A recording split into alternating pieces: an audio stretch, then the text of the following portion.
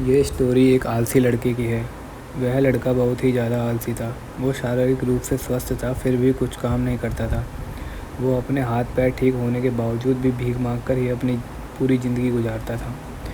वो खाने पीने के लिए हर बार दूसरों पर ही निर्भर रहता था। वो जब भी भीख मांगने जाता था तभी लोग उसे बोलते थे कि तुम भीख मांगने की वजह कुछ काम शुरू करो, पर वो किसी की भी नहीं सुनता था और वो भीख मांगकर ही अपनी ज़िंदगी गुजारता था। एक दिन जब वो खाने के लिए भीख मांग रहा था, तभी उसने एक बड़े से पेड़ को देखे जिसके ऊपर फल लगे थे। उसने चारों ओर देखा तो उसे कोई नहीं दिखा। वो आलसी लड़का उस फल को चुराने के लिए बगीचे के अंदर चला गया। उसने अंदर जाकर देखा कि कोई उस बगीचे की रखवाली कर रहा है कि उसे अंदर कोई भी नहीं दिखाई दिया। उसने सोचा फल चुराने का यही सही समय है।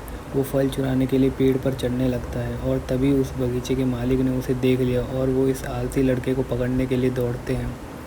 जब इस आलसी लड़के ने बगीचे के मालिक को अपनी ओर आते हुए देखा, वैसे ही वो छिपने के लिए पास के एक जंगल की ओर भागने लगा।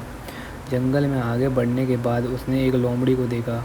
उसने देखा कि इस लोमड़ी के केवल 2 ही पैर हैं। उसने सोचा कि इस लोमड़ी के तो केवल 2 ही पैर हैं, फिर वो अपनी ज़िंदगी कैसे जी रही होगी। लोमड़ी भाग नहीं सकती थी, फिर वो कैसे अपने खुद के लिए खाने का इंतज़ाम करती होगी। वो कैसे बाकी जानवरों से अपनी रक्षा करती होगी। उसने अचानक देखा कि एक शेर अपने मुंह में एक मांस का टुकड़ा लिए लोमड़ी की ओर आ रहा था। जंगल में रहने वाले बाकी सब जानवर उस शेर को देखकर भागने लगते हैं।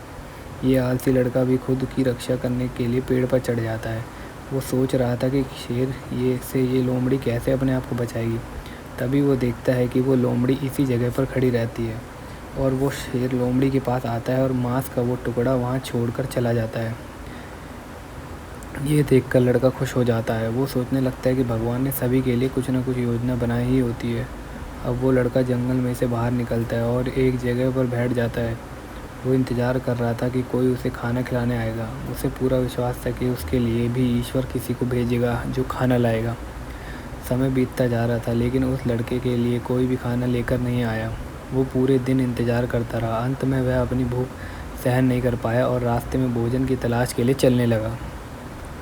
उसे रास्ते में एक साधु महात्मा मिलते हैं। वो आलसी लड़का उस साधु को पूरी घटना बताता है।